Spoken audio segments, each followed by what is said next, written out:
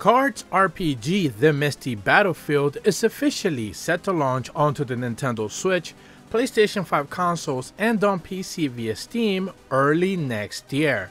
And this is a brand new roguelike deck builder strategy RPG with some really interesting ideas that today I wanted to go ahead and explore a bit further, as people don't necessarily know what to expect when it comes to this game.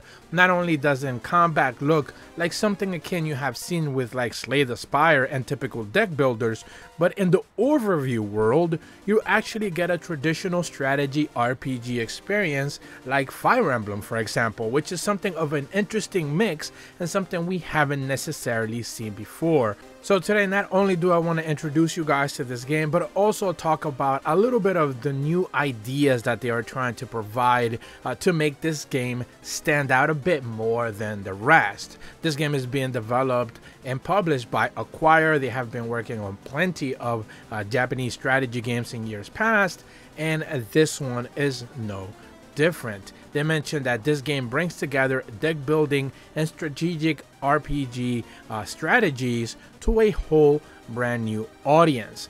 They also mentioned that you're going to be in full control of Clausewitz Battalion as you move into a brand new map shrouded in mystery to collect and strengthen different cards to build the strongest deck and battle different type of enemies. When it comes to the story, they mentioned that on a day, a jet black dragon descended onto the kingdom, and in the blink of an eye, it had destroyed pretty much everything. It ensued a 100-year war that the name was given as an ongoing battle between 17 different nations. It already seemed like a war with no end, but the appearance of a single dragon changed everything. It turns out though, it was actually a chimera created from a dragon with no real interest in humans' war and combat-minded humans.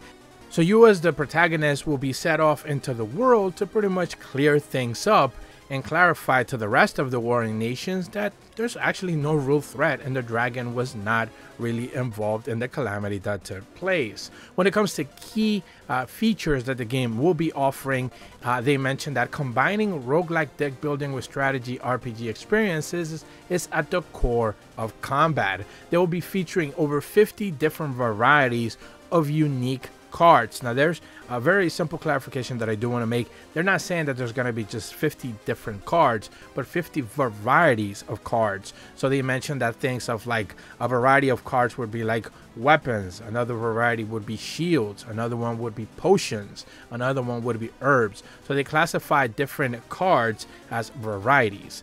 So there's going to be more than 50 cards, but there's going to be plenty of variety options available there. They mentioned that as you're searching the mist, you're clearing away the map to discover new enemies, new facilities, new equipments, and form a brand new battle plan. Because remember, in the overview engagement, which you do get to see in the gameplay clips that they did provided us, you do get to see that you're exploring the world in a traditional strategy RPG fashion with a grid-based system that you're moving from one place to another. What it does make it more interesting is when you actually get into the engagements and the battle systems, it combines all of that into a traditional deck builder. So you get cards, you get stamina, you use up one card based on the value. You either build up your defenses, you either dish out attacks, you have your health, you have the enemy health, you have debuffs, buffs, the typical stuff that you've seen in deck builders. But outside of that, it's a strategy RPG at mine, which is a really interesting twist. In their blog update, they also mentioned that bringing together the focus of strategy found in RPG worlds with roguelike elements is a different experience. Use over 50 varieties of cards to build the strongest deck and strategically confront the enemies and strategies in the RPG field. This game requires players to keep thinking and come up with their very own different strategies, and the key to victory will be how you respond to new battle situations. Build the strongest deck and put the stop to the brigade of different armies that you'll be coming across, and don't miss out on brand new gaming experiences if you decide to take a different route. So essentially what they're suggesting here is that the story could branch off into different paths depending on some of the decisions that you make. They also mentioned that the battle systems adds elements of card battles and traditional RPG strategic focused turn-based engagements to advance into battles where you essentially build a good deck onto the field and bring them into each one of the environments whenever you're fighting an enemy. Combining these two battle styles allows players to enjoy an excitement as well as intense strategic engagements. A map shrouded in mystery is always awaiting you, so whenever you decide to move, some of the mist will be cleared off and you'll be able to see where you want to make your next move. Clear the mist away as you advance forward and discover hidden enemies, brand new facilities that you can infiltrate for brand new rewards, and brand new equipment options. Essentially, you are trying to get as much as you can out of the entire world.